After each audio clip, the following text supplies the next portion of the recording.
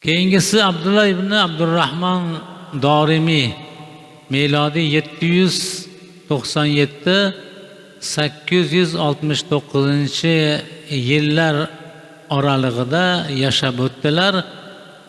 Asli yurtlari Samarqand, Mavaro'an Nahr zamini yetishtirgan buyuk muhaddis va faqih olimlardan biri hisoblanadi.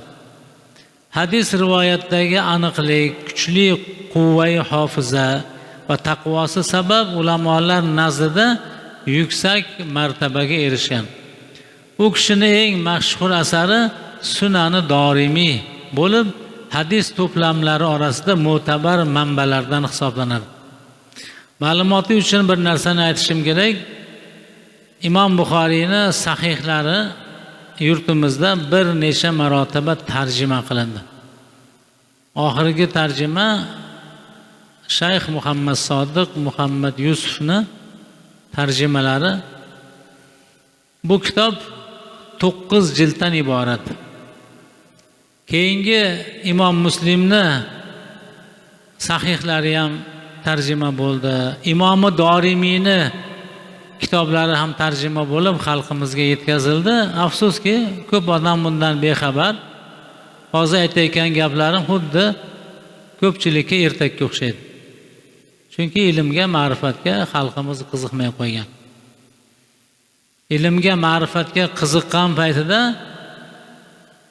yurtimiz xalqlari butun olamga ustoz bo'lgan.